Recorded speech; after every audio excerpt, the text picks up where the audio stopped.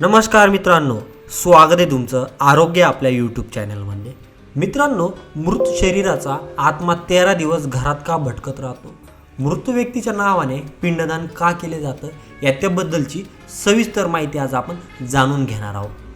मित्रांनो, जेव्हा एखाद्या व्यक्तीचा मृत्यू होतो तेव्हा युवराजाचे यमदूत त्याला यमलोकात घेऊन जात असतात.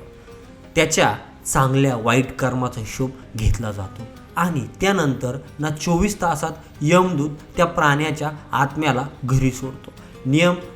नियम दूतमा परत सोडल्यानंतर मृत्यूचा आत्मा त्याच्या नातेवाईकामध्ये फिरत असतो आणि आपल्या नातेवाईकांना हाक मारत असतो, परंतु कोणीही त्याचा आवाज ऐकू शकत नाही. हे पाहून मृत्यू व्यक्तीचा आत्मा स्वस्थ होतो आणि जोरजोरात रडू लागतो. यानंतर नत्मा आपल्या शरीरात प्रवेश करण्याचा प्रयत्न करतो, परंतु यमदूताच्या बंधनामुळे तो मृत शरीरात प्रवेश करू शकत नाही.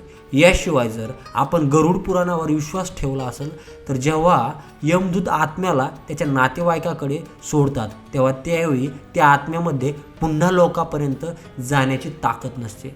गरुड पुराणानुसार कोणत्याही मनुष्याच्या मृत्यूनंतर जेव्हा त्या मृत्यूचा दावा केला जातो त्यावेळी त्या मृत्यूचे वेगवेगळे अवयव तयार होत असतात आणि 11वी आणि 12वी दिवशी ते पिंडदान केले जाते. याने मृत्यू आत्मारूपी माणसाचे मांस आणि त्याची त्वचा निर्माण होते आणि तेव्हा 13व्या दिवशी 13वा केला जातो.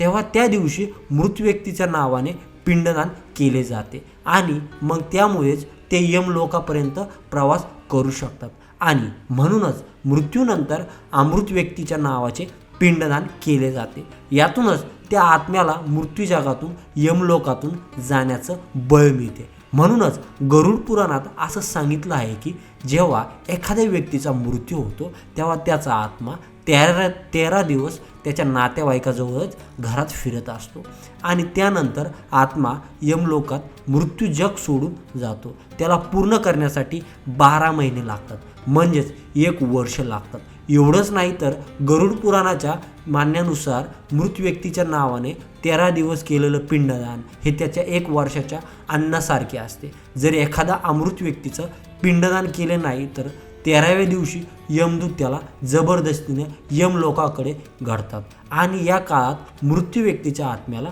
खूप त्रास सहन करावा लागतो. म्हणूनच हिंदू धर्मामध्ये माणसाच्या मृत्यूनंतर 13 दिवसात पिंडदान करणे आवश्यक मानले जाते. याशिवाय 13व्या दिवशी कुटुंबातील सदस्यांचे मृत व्यक्तीच्या नावाने मेजवानी करत असतात.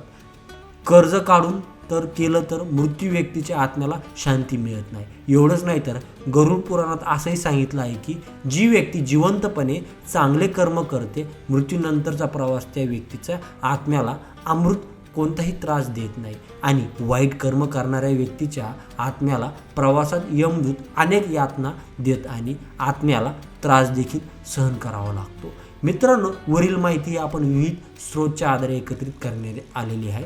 याचा कोणत्याही अंधश्रद्धेशी संबंध जोडू नये ही विनंती. माहिती कशी वाटली कमेंट करून नक्की कळवा. धन्यवाद.